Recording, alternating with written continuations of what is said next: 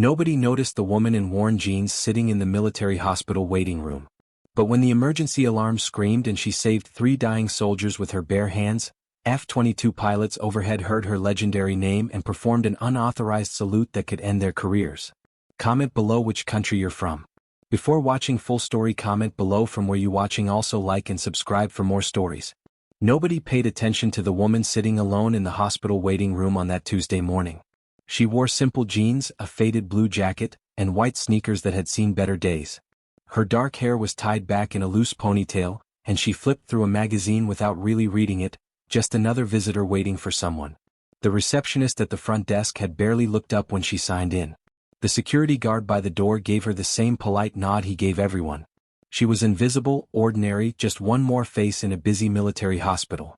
But when the emergency alarm started screaming and chaos erupted in the trauma center, when doctors and nurses found themselves facing an impossible medical crisis, this quiet woman would step forward and speak 3 words that would make hardened fighter pilots snap to attention and 2 F-22 Raptor aviators overhead perform an unauthorized salute that would risk their careers. What could make elite military personnel show such respect to a stranger in a hospital waiting room? Before you finish this story, comment below which country you're watching from and subscribe for more incredible true stories. It was Tuesday, April 8, 2025, at exactly 9:15 in the morning when Dr. Elena Martinez walked through the entrance of Travis Air Force Base Medical Center in California. She wasn't there as a doctor though. She was there as a visitor, coming to check on her nephew who had broken his leg during a training exercise the previous week. She had driven 3 hours from her small apartment in Sacramento, taking the day off from her work at a community health clinic where she treated mostly low-income families. Nothing about her appearance suggested she was anything special. Her jacket was worn at the elbows, her jeans had a small stain on one knee from working in her garden, and she carried an old canvas bag instead of an expensive purse. When she approached the reception desk, the young airman typing on the computer barely glanced at her before asking for her name and who she was visiting. Elena gave him the information in a soft voice, received her visitor badge and moved to the waiting area where families sat watching morning news shows on the mounted television. The waiting room smelled like disinfectant and coffee, with sunlight streaming through large windows overlooking the parking lot. Elena chose a chair near the window, away from the small crowd of other visitors. She pulled out a worn magazine from the table beside her and began flipping pages, though her mind was elsewhere. She thought about her nephew, about the bills piling up at home, about the patients at her clinic who depended on her. A young mother with 2 small children sat across from her, trying to keep the kids quiet with snacks and tablets. An elderly man in a Vietnam veteran cap dozed in the corner, his cane resting against his chair. A couple in their 30s whispered nervously, holding hands tightly as they waited for news about someone. Nobody looked at Elena. Nobody wondered who she was or where she came from. She was just another visitor in a military hospital that saw hundreds of people every day. At 9:47 a.m., Elena heard sirens approaching from outside. She looked up from her magazine to see an ambulance speeding toward the emergency entrance, followed by 2 military vehicles with lights flashing. Hospital staff rushed past the waiting room toward the trauma center. The atmosphere changed instantly from calm routine to urgent tension. A voice came over the intercom asking for additional medical personnel to report to the trauma bay immediately. The other visitors in the waiting room exchanged worried glances, but most went back to their phones and magazines. This was a military hospital. Emergencies happened. It was normal. Elena, however, kept watching through the window. She saw more vehicles arriving, saw people running, saw the organized chaos that meant something serious was happening. Her trained eye noticed details others missed. The speed of response suggested multiple casualties. The number of senior officers arriving meant someone important was involved. The way medical staff moved indicated critical injuries that would challenge even experienced trauma teams. At 10:03 a.m., a young nurse burst through the doors from the trauma center into the waiting room, her face pale and stressed. She looked around desperately at the visitors, then at the receptionist. "Is there a doctor anywhere? We need anyone with medical training right now. We have a mass casualty situation and we're overwhelmed." The receptionist started making calls while the nurse looked around the waiting room with desperate hope. Elena stood up quietly and walked toward her. "I'm a doctor," she said simply. The nurse barely looked at her rumpled clothing before grabbing her arm. "Come with me now. We'll verify credentials later. We need every hand we can get." As Elena followed her through the doors toward the trauma center, the receptionist called after them, "Ma'am, you need to sign additional forms." But they were already gone, moving quickly down corridors that smelled of antiseptic and blood. The trauma bay was controlled chaos. 3 gurneys held critically injured soldiers who had been involved in a training helicopter crash just outside the base. Medical teams worked frantically over each patient, but Elena could see immediately they were struggling. On the nearest gurney, a young soldier was going into shock, his blood pressure dropping dangerously despite 2 IVs running fluids. The attending physician, a major in his early 40s, was calling out orders while trying to assess all 3 patients simultaneously. He barely noticed Elena entering in her civilian clothes until the nurse said, "Doctor, this woman says she's a physician." She was in the waiting room. The major looked at Elena with a mixture of desperation and skepticism. "What's your specialty?" he demanded while continuing to work. Elena moved closer to examine the nearest patient without touching him yet. "Emergency medicine and trauma surgery," she replied calmly, her eyes scanning the patient's vital signs on the monitor. "This patient has internal bleeding, probably liver laceration based on the impact pattern and vital sign progression. That patient in the middle has a tension pneumothorax that's been missed, you can see the tracheal deviation and asymmetric chest rise. The third patient has a developing epidural hematoma, you've got maybe 20 minutes before he herniates." The major stopped what he was doing and stared at Elena.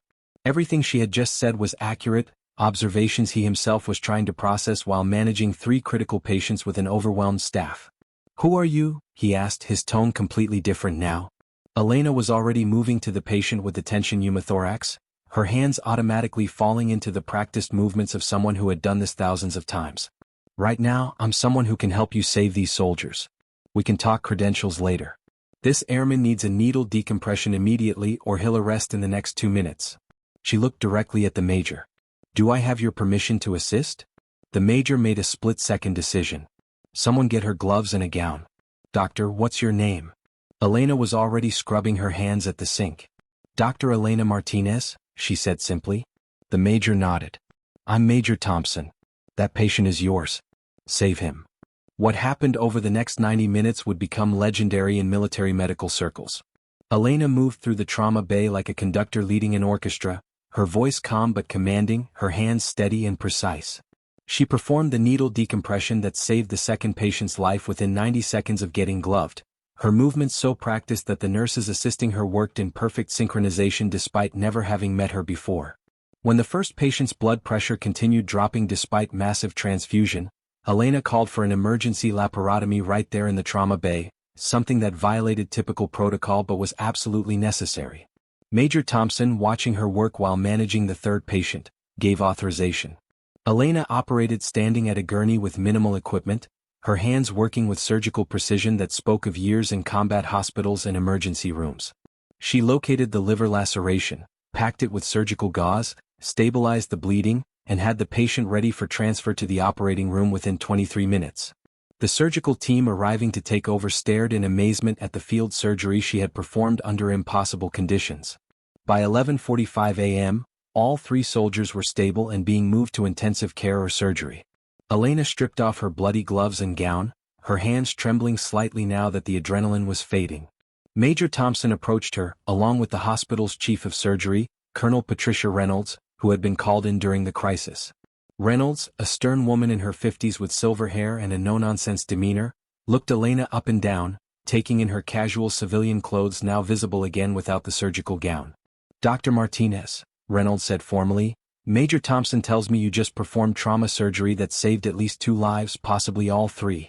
I need to see your credentials, understand who you are, and know how a civilian visitor ended up in my trauma bay performing procedures that require specific military authorization." Elena nodded tiredly. "Of course, Colonel. I have my medical license in my bag in the waiting room. I can provide my credentials. I was just here visiting my nephew when the emergency happened." What Elena didn't volunteer, and what nobody thought to ask in the chaos, was where she had trained or worked before. Major Thompson, still processing what he had witnessed, asked the question everyone was thinking. "Dr. Martinez, forgive me, but that wasn't just good trauma medicine. That was exceptional. That was combat medicine. Where did you learn to work like that?" Elena hesitated. She had spent 3 years trying to leave that part of her life behind, trying to be just a normal doctor in a quiet clinic, trying to forget the things she had seen and done. But looking at Major Thompson's sincere face, at Colonel Reynolds' evaluating expression, at the young nurses and medics who had worked alongside her and deserved to know who had led them through that crisis. She knew she owed them truth. "I was military," she said quietly. "Army. I did 4 tours as a combat surgeon in Afghanistan and Iraq. I was part of forward surgical teams, operating in field hospitals, sometimes in combat zones under fire. After I got out, I just wanted to work somewhere quiet, somewhere nobody was shooting, somewhere I could help people without seeing so much death."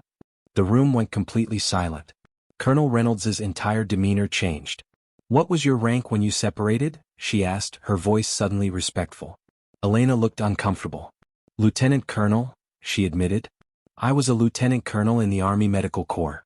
Reynolds's eyes widened. "And you're working at a community clinic in Sacramento? You're one of the most qualified trauma surgeons in the country and you're treating colds and doing school physicals." Elena managed a tired smile. "Someone needs to take care of those patients too, Colonel. They deserve good medical care even if they can't afford fancy hospitals. And honestly, after what I saw overseas, I needed to do medicine that didn't involve trying to put teenagers back together after they stepped on IEDs." Major Thompson spoke up, his voice filled with something like awe. "Dr. Martinez, when you were military, did you have a call sign or nickname? Something people called you?" Elena's smile faded and her expression became distant, remembering. "Some people called me Guardian," she said softly. "Because I promised every soldier who came to my surgical table that I would guard their life with everything I had, that I wouldn't let them die if there was any way to save them." Before anyone could respond, a commotion erupted near the entrance to the trauma center. 2 Air Force officers in flight suits came through the doors, moving with the confident stride of fighter pilots. They had apparently heard about the helicopter crash and come to check on the injured soldiers, some of whom were from their squadron. The lead pilot, a captain with sharp eyes and the bearing of someone used to making split-second decisions at supersonic speeds, looked around the trauma bay then at Colonel Reynolds. "Colonel, we heard about the crash. How are our guys?" Reynolds's expression softened slightly. "They're stable, thanks to exceptional medical intervention. They're being moved to ICU and surgery now. They should all survive." The captain nodded with visible relief, then his eyes fell on Elena, still standing there in her civilian clothes with blood on her sleeves. Something about her bearing, the way she stood, made him look twice. "Were you part of the medical team, ma'am?" he asked politely. Major Thompson couldn't help himself. "Captain, this is Dr. Elena Martinez. She was visiting the hospital when the emergency happened. She just performed trauma surgery that would have been challenging in a fully equipped and she did it in a trauma bay with minimal equipment. She saved at least 2 of those soldiers." The captain's expression shifted to respect. "Thank you, ma'am. Those are good men. We're grateful." He was about to say something else when his phone rang. He glanced at the screen, excused himself and stepped away to take the call. Elena could hear him talking to someone, explaining where he was and what had happened. Then she heard him say something that made her heart skip. "Yeah, some civilian doctor helped save them. Really exceptional work. Name's Martinez. Dr. Elena Martinez." There was a pause, and then the captain's voice changed completely, becoming louder and filled with disbelief. "Say that again? Are you sure? Guardian? The Guardian?" He turned around slowly, staring at Elena with completely different eyes now, eyes filled with something between shock and reverence. He walked back toward the group, his phone still to his ear. "Sir, I need to call you back," he said into the phone, never taking his eyes off Elena. He lowered the phone and just stared at her for a long moment. "Dr. Martinez," he said, his voice formal now, "may I ask what unit you served with in Afghanistan?" Elena felt her stomach tighten. She knew what was happening. Someone on that phone call had recognized her name, had known who she was, had remembered. "I served with multiple units," she said carefully. "Forward surgical teams supporting combat operations. I moved around wherever the casualties were heaviest." The captain nodded slowly. "Did you serve at Camp Bastion in 2019? Elena felt the memories rushing back, memories she had tried so hard to suppress. Camp Bastion. The massive firefight. The overwhelming casualties. The 36 hours when she operated continuously, refusing to stop, refusing to rest, saving soldier after soldier while the base was under attack." "Yes," she said quietly. "I was there." The captain came to attention and saluted her with parade ground precision, something Air Force officers didn't normally do for Army officers, and definitely didn't do for retired officers in civilian clothes in the middle of a hospital. "Ma'am," he said formally, "Captain Jake Morrison, 17th Fighter Squadron. I was a lieutenant deployed to Bastion when it was attacked. You operated on my best friend, Captain Rodriguez, after he took shrapnel in the chest. You told him you'd guard his life and you worked on him for 6 hours straight. He's alive today because of you. He has 2 kids now. He talks about you all the time, about the army surgeon who wouldn't let him die no matter what. The second pilot, who had been standing back, now came to attention and saluted as well. Captain Sarah Chin, ma'am, she said. I wasn't at Bastion, but every pilot in theater heard about Guardian. You're a legend. Everyone knows the story about the surgeon who operated for 36 hours straight during the attack and didn't lose a single patient. 38 critical casualties and every single one survived. That's impossible, but you did it. Colonel Reynolds was watching this interaction with growing understanding. Dr. Martinez, she said slowly, I think you left out some significant details about your service record. Elena shook her head. Colonel, I just did my job. Every military surgeon does their best for their patients. I'm not special. Major Thompson laughed, but it was a laugh of amazement. Ma'am, with all due respect, I just watched you save 3 critically injured soldiers with minimal equipment in a trauma bay. I've been practicing emergency medicine for 15 years and I've never seen anyone work like that. If you're not special, I'd hate to see what special looks like. Captain Morrison lowered his salute but kept his stance formal. Dr. Martinez, ma'am, if you don't mind, I need to make a call. There are people who would want to know you're here, who would want to thank you personally. Elena felt panic rising. Captain, please, that's not necessary. I appreciate the gratitude, but I really just came here to visit my nephew. I need to get back to my regular life. But Morrison was already on his phone again, and this time Elena could hear him clearly. Yes, sir, I'm absolutely certain. It's her. Dr. Elena Martinez, call sign Guardian, from the Bastion incident. She's here at Travis, sir. She just saved 3 soldiers from that helicopter crash this morning. Yes, sir, I'll confirm she stays here. He ended the call and looked at Elena with an expression that was both apologetic and excited. Ma'am, my squadron commander is on his way here personally. He was also at Bastion. You saved his life too, though he was unconscious and never got to thank you. He'll be here in 20 minutes. Also, there are 2 F-22s on training patrol overhead right now. When I told them Guardian was here, they requested permission to make a low pass over the hospital. It's probably going to be loud. Elena wanted to run. She had spent 3 years avoiding attention, avoiding recognition, trying to be just a normal doctor living a quiet life. But she was standing in a military hospital surrounded by people who now knew who she was, what she had done, and they weren't going to let her just disappear. Colonel Reynolds made the decision for her. Dr. Martinez, as chief of surgery at this hospital and as a fellow military officer, I'm asking you to stay at least until the squadron commander arrives. These people need to thank you. You need to accept that you're a hero to them and that matters. Elena sank into a chair, suddenly exhausted. Colonel, I'm not a hero. I'm just a doctor who tried her best. Heroes are the soldiers who fought and died. Heroes are the people who run toward danger when everyone else runs away. I just did surgery. Captain Chin spoke up quietly. Ma'am, you did surgery under enemy fire. You operated for 36 hours without stopping while rockets were hitting the base.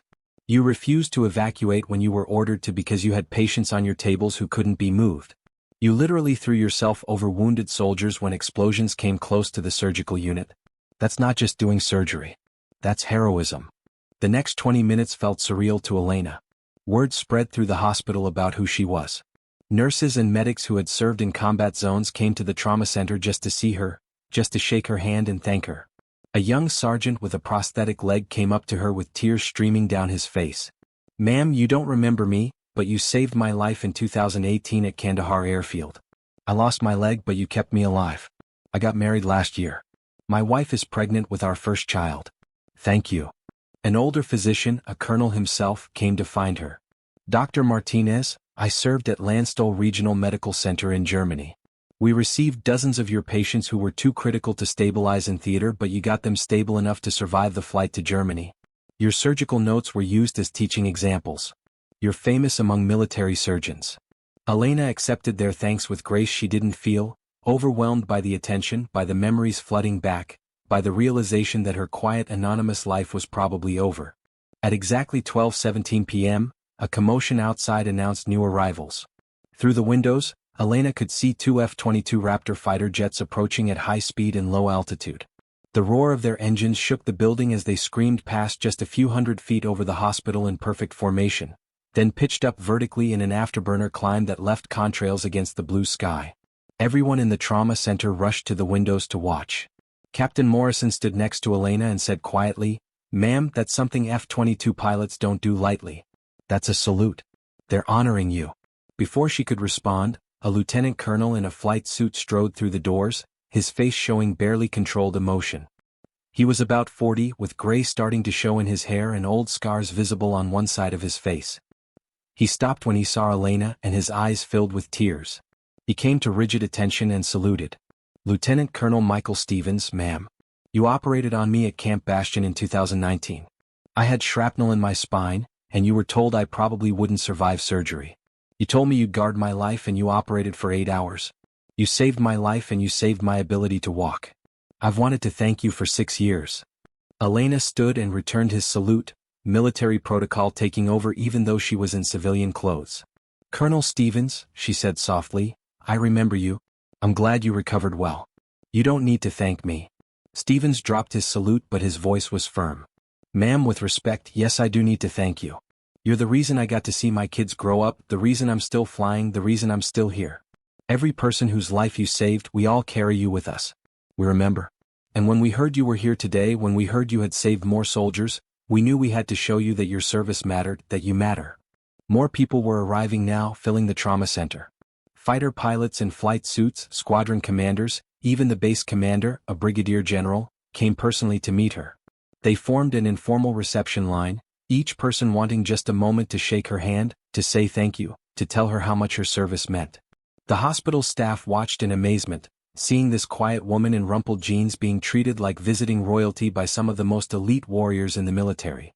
The base commander, Brigadier General James Harrison, a distinguished officer with 30 years of service, approached Elena last. He didn't salute, but his expression was one of deep respect. "Dr. Martinez," he said formally, "on behalf of every person on this base, thank you. What you did today, saving those 3 soldiers, that's just the latest chapter in a career of service that exemplifies everything we aspire to be. You embody the guardian spirit, the commitment to protecting those who serve. I've reviewed your service record in the last hour. 4 combat deployments. Over 2,000 surgical procedures performed in combat zones. Bronze Star with Valor Device. Purple Heart for injuries sustained when your surgical unit was attacked. Meritorious Service Medal. Combat Medical Badge. And most importantly, the respect and gratitude of hundreds of soldiers whose lives you saved. You retired quietly, worked at a community clinic, never sought recognition. But today, circumstances brought you back into our world, and I'm grateful for that because these young men and women need to see what real heroism looks like." General Harrison gestured to the crowd of military personnel filling the trauma center. "Everyone here represents someone you've touched, someone whose life was saved by you or by someone you saved. That's your legacy, Doctor. That's why when F-22 pilots heard your name, they performed an unauthorized low pass over this hospital.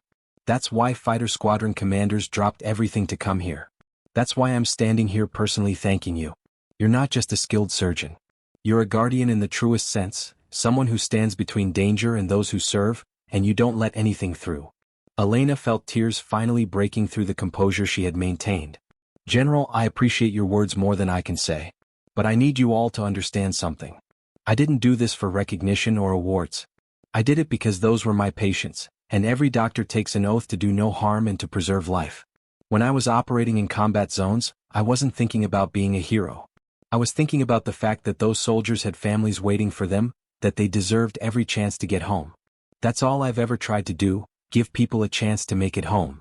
Colonel Reynolds stepped forward, her professional demeanor softening.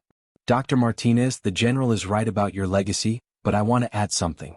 What you did today, stepping up in an emergency even though you were just a visitor, working with a team you'd never met before, saving lives with limited equipment, that shows who you really are.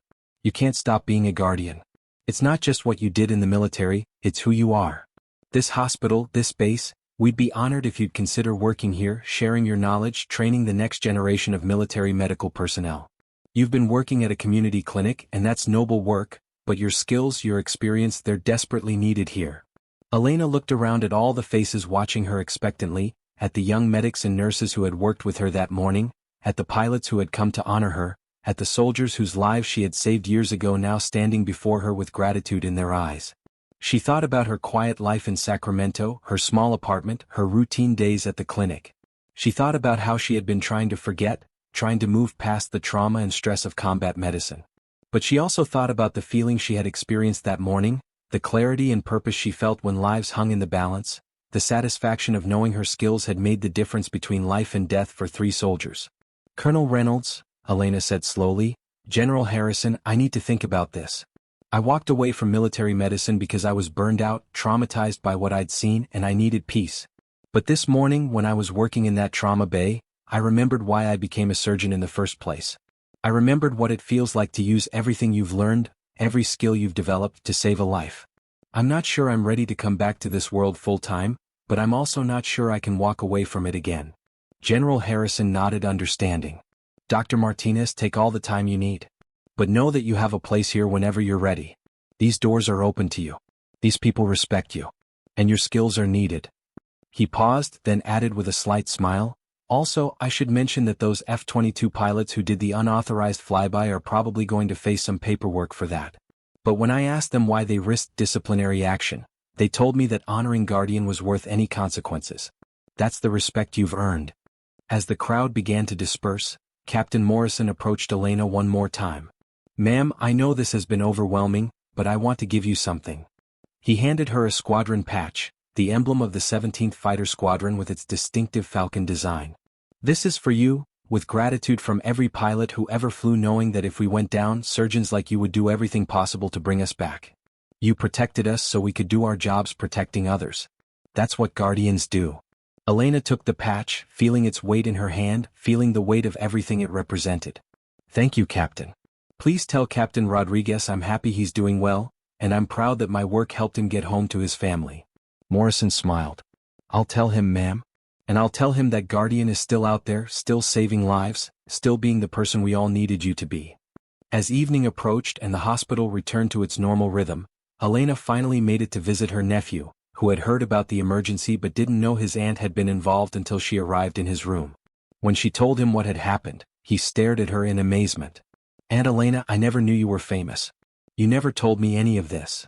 Elena sat down in the chair next to his bed, suddenly feeling exhausted. "I wasn't trying to keep secrets. I just wanted to move on with my life. But today showed me that sometimes you can't just walk away from who you are. Sometimes life puts you exactly where you're needed, and you have to step up even if you'd rather stay invisible." Her nephew, a young lance corporal who had only been in the military for 8 months, looked at his aunt with new eyes. "Are you going to come back? Work here at the hospital?" Elena smiled tiredly. "I honestly don't know yet. But I'll tell you this, today reminded me why I became a doctor, reminded me what it feels like to make a real difference. That's worth thinking about." As Elena drove home that evening, her phone buzzed with messages. Captain Rodriguez, the friend of Captain Morrison whom she had operated on 6 years ago, had somehow gotten her number and sent a heartfelt message thanking her and sharing photos of his family. Colonel Reynolds had sent information about positions available at Travis Medical Center. Major Thompson had sent a simple message, "Thank you for showing me what exceptional medicine looks like. You're an inspiration." Even General Harrison had sent a note inviting her to consider consulting or teaching if she wasn't ready for full-time work. But the message that affected her most was from one of the young medics who had assisted her that morning. It said simply, "Dr. Martinez, before today I thought I understood what it meant to be a combat medic. Watching you work, seeing how you stayed calm and focused and how you led our team through that crisis, that showed me what I'm aspiring to become. Thank you for being an example worth following. Respectfully, Airman First Class Jennifer Walsh." Elena pulled her car to the side of the road and sat there, reading that message several times. She thought about all the young medics and doctors who were just starting their military medical careers, who would face the same challenges she had faced, who would need mentors and teachers to prepare them for the realities of combat medicine. She thought about how much she had learned from the experienced surgeons who trained her, how their knowledge and examples had made her into the physician she became.